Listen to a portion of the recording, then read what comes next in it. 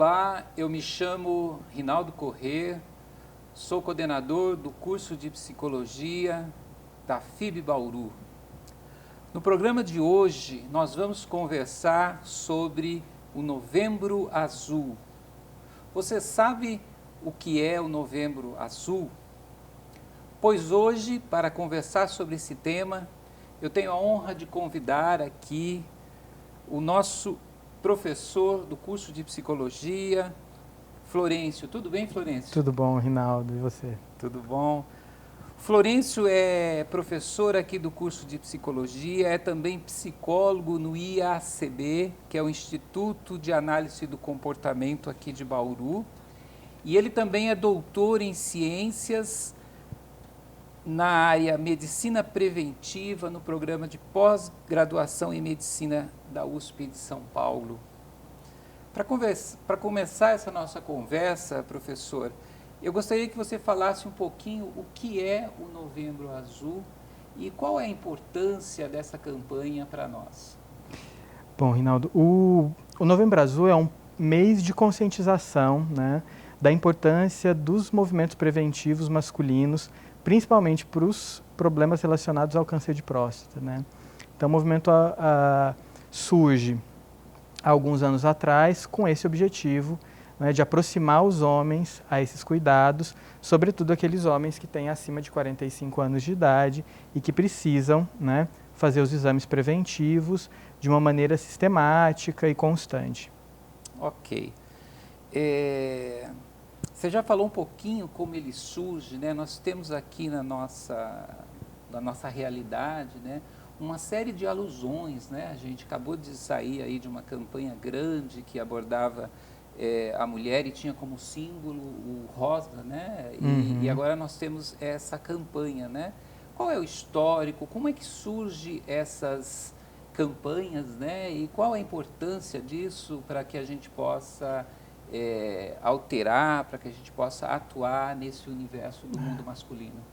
Essa pergunta é interessante, né, Rinaldo? Porque o movimento ele surge em contextos australianos, então o movimento surge na Austrália, né, o Movember, que é um movimento de conscientização dos homens em relação à saúde e às questões relacionadas à masculinidade, e uniu-se então, né, a esse movimento, que foi um movimento popular, com o movimento das ciências, né, da saúde, que tem esse objetivo de aproximar os homens desses cuidados em relação à prevenção do câncer de próstata. Então há uma junção de movimento social, né, de homens na Austrália, com o movimento da saúde, da Organização Mundial de Saúde, e por isso elegeu-se o mês de novembro, que era o mês que esses multirões aconteciam em todo o mundo, né? Então surge nesse cenário e é claro, né, é um movimento que ele precisa ainda ser discutido, ele precisa ser debatido, sobretudo, né, ser contextualizado em demandas que não se restringem só às demandas relacionadas ao aparelho reprodutor, à próstata ou às questões relacionadas à sexualidade masculina. Muito bem. Professor Florencio, nós estamos falando de um lugar muito importante, que é o lugar da psicologia, né? Então, surgem questões importantes em relação à campanha, né?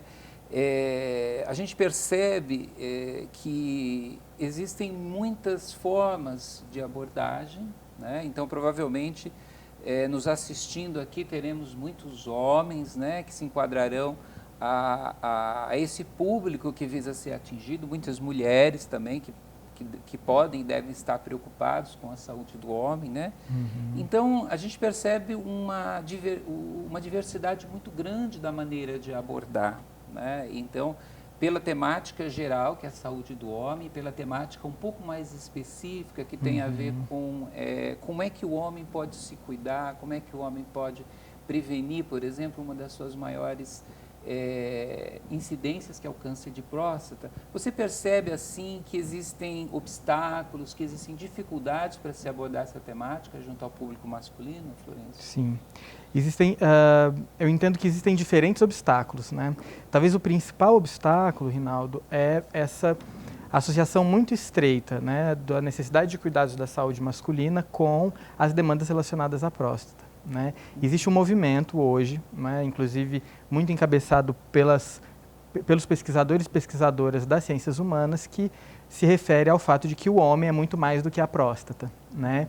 Então, esses outros movimentos também visam questionar essa especificidade, né, do Novembro Azul em prevenção do câncer de próstata e traz para a pauta desse movimento, né, outras demandas que são relacionadas às vulnerabilidades masculinas, né? Então, eu entendo que, num primeiro momento, o principal obstáculo é esta restrição.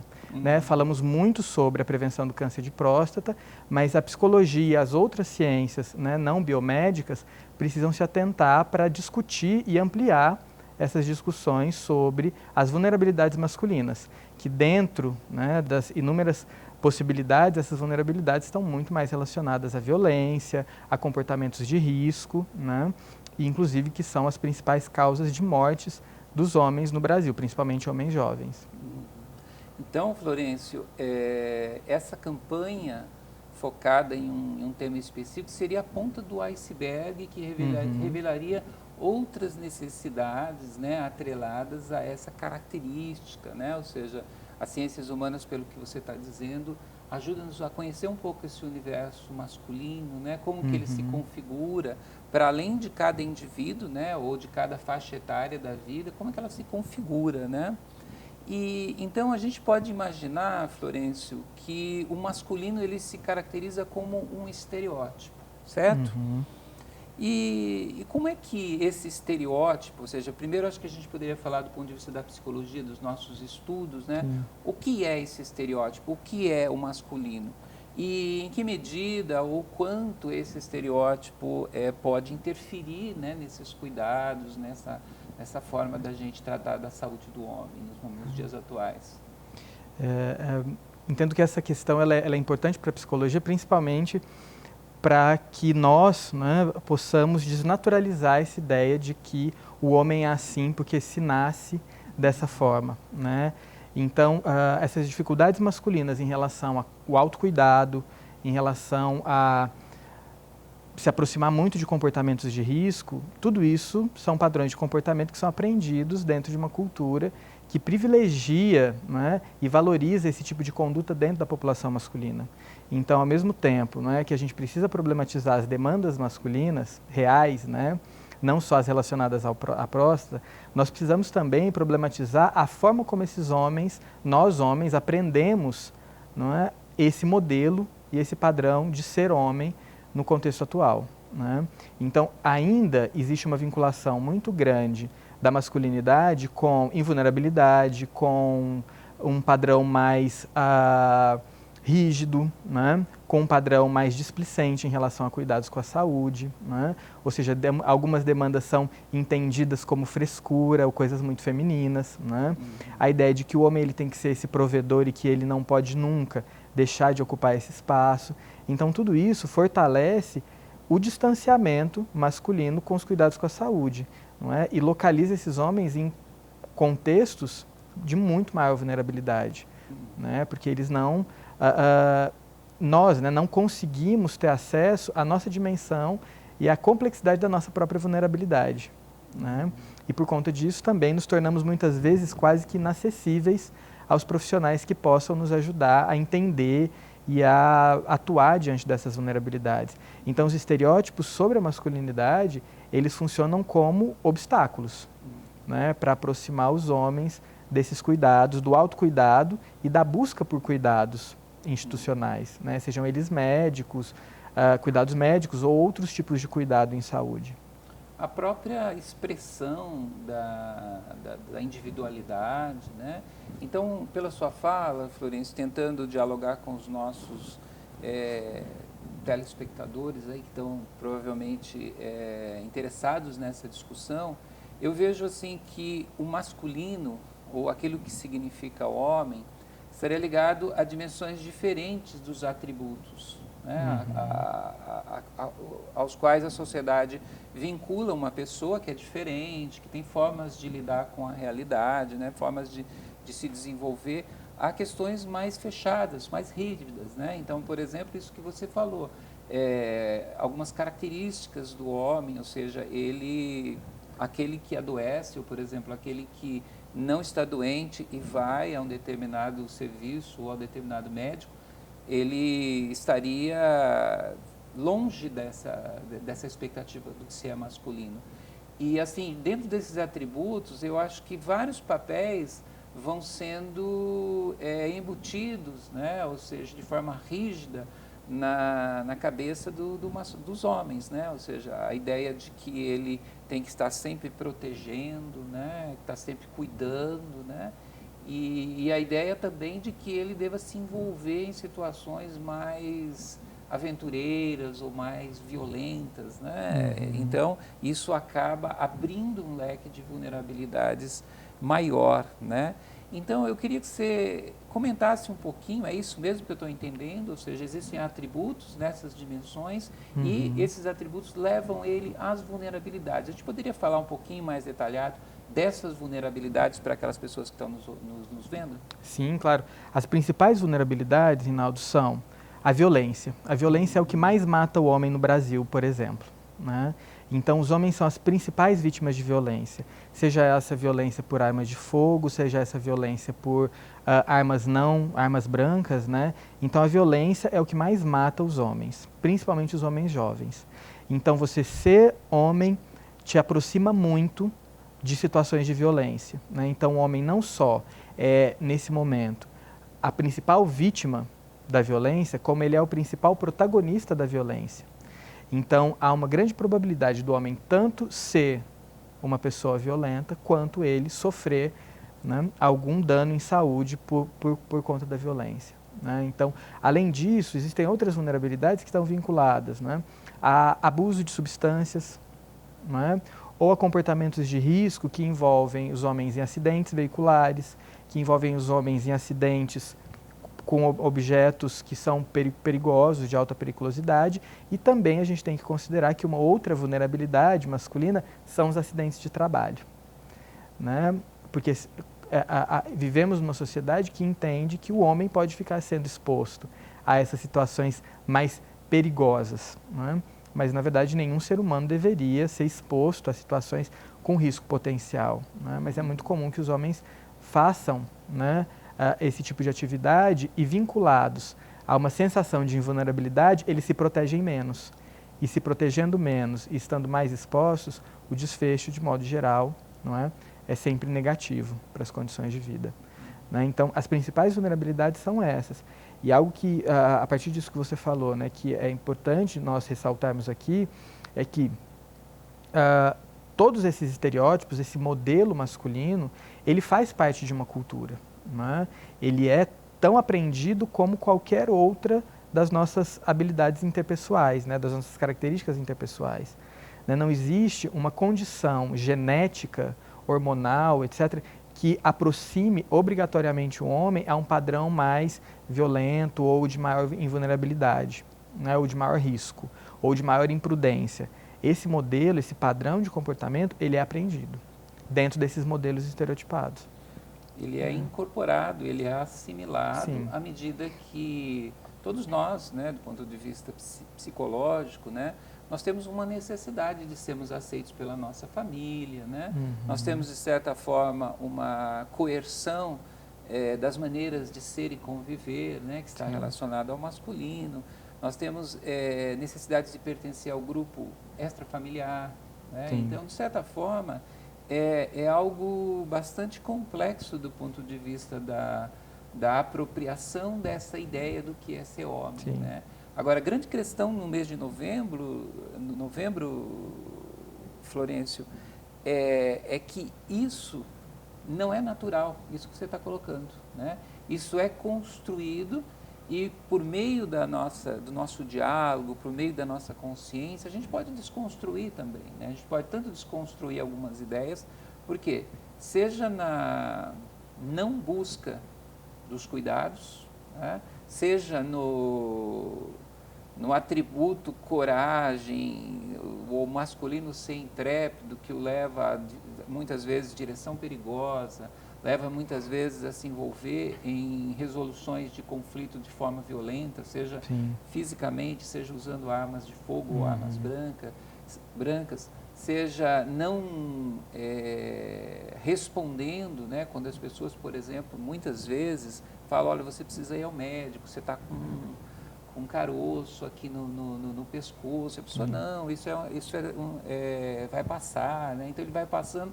Quando ele chega realmente à necessidade de uma intervenção médica, muitas vezes ele já passou daquele ponto preventivo, está numa situação, às vezes, irreversível, né, da doença, né?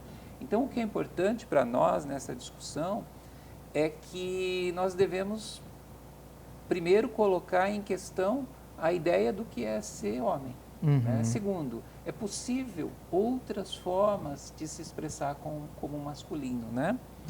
Então, atrelado à ideia de homem e de masculino, nós temos uma ideia, uma concepção, nem sempre positiva, muitas vezes negativa, que é a ideia de machismo, né? Ou seja, o homem, ele aprende a ideia de que ser macho está relacionado à ideia de ser homem, né? Ou seja, tudo bem, até aí não tem nenhum problema, a questão biológica do macho, né? Mas o machismo, ele é carregado de uma série de conotações, né, problemáticas do ponto de vista social e que nós devemos colocar em questão. Como é que essa ideia, primeiro, fala um pouquinho sobre o machismo, né? Segundo, como isso atrapalha a ideia ou as propostas de incentivar a saúde do homem dos nossos dias? E você falou, né, sobre o machismo, Rinaldo, e essa estrutura, né, porque o machismo ele é tanto uma manifestação individual como, né, uma manifestação de uma determinada cultura. Então, nós vivemos ainda numa cultura machista, né? Essa cultura machista nos ensina a sermos machistas, né? Então, tanto na cultura quanto nas práticas individuais, existe de fato o machismo, e esse machismo é uma característica predominante nas colônias, né? Então, as sociedades né, colônias são sociedades com maiores índices de machismo. Isso quer dizer que existe uma história por trás do machismo. Por que nós nos tornamos uma sociedade machista, né? E é importante falar dessa história para a gente não naturalizar o machismo, né, no sentido de dizer que somos machistas ou temos uma sociedade assim porque é assim, né? Existe uma história, existe um porquê. Mas está no momento, né, já passou do momento de nós revermos isso, né? Então, esse machismo funciona como um outro obstáculo, né, e que não só prejudica os próprios homens, mas prejudica todas as pessoas que estão em volta, né, e que, de certa forma, integram essa cultura machista. Então, o machismo dentro das práticas masculinas envolvem tanto os estereótipos que acabamos de falar, mas também inúmeras estratégias de opressão a outras pessoas, né? Então, o machismo, ele, de modo geral, apresenta uma opressão sobre as mulheres, mas não só sobre as mulheres, apresenta uma opressão também de geração, né? O machismo, ele tem dentro do seu conjunto, né, de opressões a opressão etária, né? Então, homens na faixa, né, da adultez, de modo geral, são mais opressores para os homens idosos e para os jovens, né? Então é importante a gente também considerar que o machismo não é só uma questão entre homens e mulheres, né, entre masculino e feminino, mas também em relação à classe social. Existe uma estrutura machista de opressão a determinadas classes sociais. Então o machismo, ele funciona, né, a partir de dispositivos de opressão. Essa opressão, ela beneficia os homens? Sim, mas também traz muito prejuízo para esses homens, né? E o principal prejuízo é essa vasta vulnerabilidade que esses homens têm em relação à violência, em relação a abuso, em relação à imprudência e em relação, sobretudo, né, a uma redução de práticas afetivas. Porque dentro também dessa conduta machista, os homens são impedidos e se impedem de aprender a prover afeto e a compartilhar dimensões sentimentais com outros homens e com outras pessoas. Então, isso também produz um distanciamento dos homens, né, com outros homens e com outras pessoas, inclusive com as mulheres, né, dessa dimensão afetiva. E que todos nós temos, isso é inerente à nossa condição, né? Aquilo que nos torna, de fato, humanos, uma das coisas que nos torna humanos é essa dimensão afetiva, sentimental, emocional. Então, justamente essa condição, o machismo inibe, né, para que a gente manifeste. Então, numa cultura que ainda, né, ensina um menino que ele não pode chorar porque ele é menino ou que ele está grandinho, né, é uma cultura que ainda mantém e faz perseverar um padrão machista, né? Ou uma cultura que defende essa ideia de que o homem pode, né, investir sexualmente ou cortejar uma outra pessoa, né, sem o consentimento dessa pessoa, nós estamos falando de uma cultura machista. Uma cultura machista invariavelmente será aquela que não compreende e que não atende às demandas emocionais e individuais de outras pessoas e do próprio homem. É muito interessante, Florencio, porque nesse universo que a gente vive, né, então a gente ultrapassou alguns marcos civilizatórios, né, que nos permitem reconhecer toda a trajetória da humanidade, né? Então a gente, sempre que a gente tenta entender o nosso mundo, a gente entende o mundo a partir dessa hegemonia do masculino, seja a partir do patriarcado, seja da ideia de que o homem era responsável, provedor, ele que determinava as tradições, ele que delegava, né, as funções, os papéis, né, até a ideia do machismo, né, ou seja, de uma figura de um homem que é opressor e que nesse espectro que nós estamos falando, de saúde, de produção de saúde, ele gera uma situação de doença, seja pela manutenção dessa onipotência, né, desse ser invulnerável, de não ir, né, de não aceitar imposições, né, sendo que ele sempre está bem, saúde, né, e seja pelo adoecimento do ponto de vista da psicologia, da ciência psicológica, da não expressão correta das emoções, dos sentimentos, né, de não vivenciar as relações, né. E pelo que você coloca, né, essa ideia é muito interessante da gente falar das gerações, né, porque na ideia de um ser humano branco, numa faixa etária adulta, né, não muito velho, não muito jovem, né, a criança ela ainda está se preparando, o adolescente tem aquele quê de problemático, né, o adulto, sim, né, o adulto masculino, sim, né, então em relação ao velho, por exemplo, o adulto masculino que envelheceu, isso teria uma certa relação de opressão e de ideal do que seria valorizado na sociedade, né, em termos hierárquicos, né. Então, é importante a gente trazer toda essa discussão para o campo das possibilidades, né. Você como psicólogo clínico, você que estuda o comportamento humano do ponto de vista científico, né?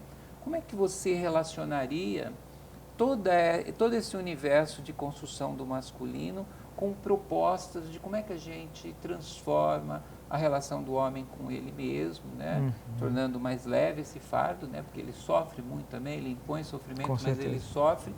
E basicamente na questão de promoção de saúde, como é que a gente vincularia essa ideia, esses estudos que a gente tem, com as possibilidades de mudar a forma de criar, né, o desenvolvimento humano e da gente fazer campanhas mais efetivas para a promoção da saúde do homem?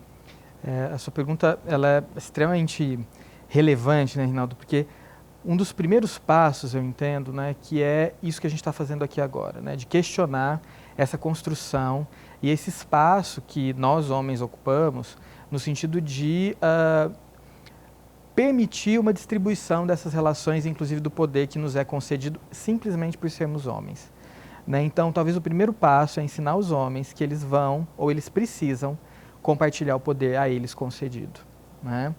Isso por quê? Né? Porque existem inúmeras, né, situações que levam o homem a adoecer simplesmente por conta dessa ideia de que ele tem todo esse poder, né? E essa ideia ela é uma ficção, né? Então, talvez o primeiro passo, né, é trazer uma condição, né, que permita aos homens perceberem e terem consciência das suas incapacidades, né, dos seus limites, das suas reais construções interpessoais, né? Então, a privação de afeto que existe nas interações masculinas, né? A dependência masculina sempre de uma figura feminina, em todos os aspectos, né? Invariavelmente, Rinaldo, as pesquisas indicam que a maior parte dos homens demandam de uma figura feminina para que eles cuidem da própria saúde. Se essa figura feminina não é a mãe, é a esposa. Se não é a esposa, é uma irmã, né? Ou uma filha, ao longo da vida. Ele sozinho não consegue. Daria conta no imaginário, né? Que se criou. Né? Exatamente. Por quê? Né? Porque cuidar da saúde e aceitar essa vulnerabilidade supostamente aproximaria esses homens de uma feminilidade. Então, essa é uma característica que é menos comum nas populações de homens que já são, né, estereotipadas como mais femininas. Né? Então, quanto mais próximo desse modelo machista e masculino hegemônico, maior a probabilidade desse homem não perceber a sua própria condição e a sua invulnerabilidade. E quanto menos ele percebe, mais uso dessas figuras femininas ele vai fazer, pelo poder que ele tem. Né? Então, eu entendo que o primeiro passo é esse, né? Trazer para o campo, né, das nossas vistas, né, essa estrutura, né, que coloca os homens nessa posição. Né? O segundo aspecto, que eu entendo que é muito importante, é que a gente consiga ensinar, né, e aprender, inclusive, né, porque a gente também, como homens, a gente precisa aprender isso o tempo todo, a prover afeto e conseguir ter essa linguagem afetiva. Porque prover com meios econômicos, financeiros ou com trabalho não é, de fato, prover com afeto. Né? Então, uma vez que a gente consiga estabelecer essa responsabilidade dos homens, né, com a dimensão emocional e sentimental, né, a gente também possibilita que esses homens se tornem menos violentos consigo e com as outras pessoas.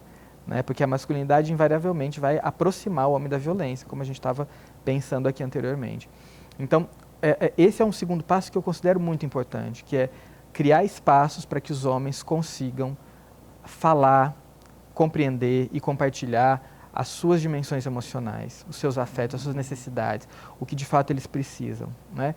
E muitas vezes, para isso, né, acaba se tornando necessário que a gente retome ao primeiro passo, que é, olha, trazer para esses homens a ideia de qual é de fato o espaço que eles ocupam. Né? Existe um exemplo que é muito interessante para pensar essas masculinidades, inclusive para esse novo modelo masculino que vem surgindo, né? Que é, não, eu sou um bom pai, eu sou um pai participativo, etc. Né? E aí existe uma pergunta que é sempre interessante, que é, tá bom, então quantas papinhas tem para o teu filho na geladeira? Quantas calcinhas a sua filha tem no guarda-roupa? Né? Porque prover também é cuidar desse espaço, isso é afeto. Né? Então, se eu atribuo isso a uma figura feminina, eu simplesmente estou reproduzindo o velho modelo de uma estrutura machista, né? Que é a mulher que tem que se preocupar com essas questões e que é o papel do pai ou do homem ou do tio, enfim, ser aquela pessoa animada que vai, brinca e se diverte.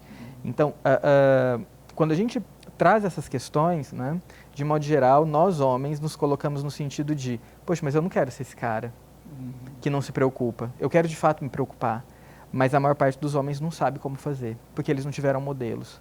Né? E aí a gente entra então num terceiro momento que é, né, de prover modelos de novas masculinidades, ou seja, novas formas de ser homem, no cuidado, no afeto, no vínculo, no cuidado com o corpo, no lazer e assim por diante. Professor Florencio, a conversa é muito complexa, muito extensa, né? Então nós temos que encerrar, fechar essa nossa discussão, mas nós podemos continuar em outro momento, né?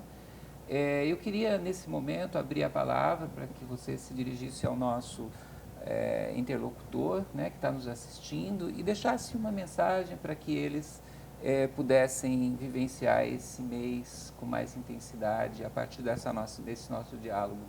Que ótimo.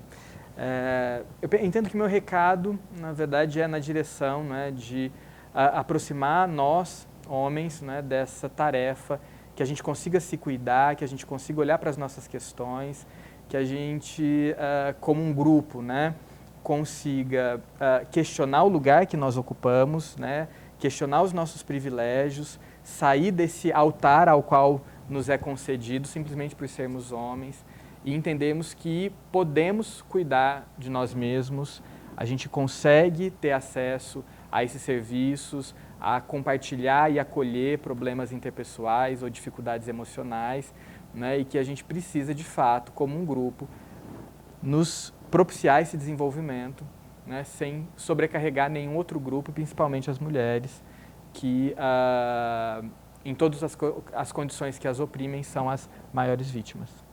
Muito bem. Muito obrigado, professor, por estar aqui conosco nesse diálogo, né? É muito importante a gente teceu aqui comentários, aprofundamentos sobre a psicologia, sobre o Novembro Azul. Então, eu agradeço muito sua generosidade de estar aqui com a gente. E eu agradeço o convite, foi um prazer poder falar sobre esse tema. Muito obrigado. Muito obrigado.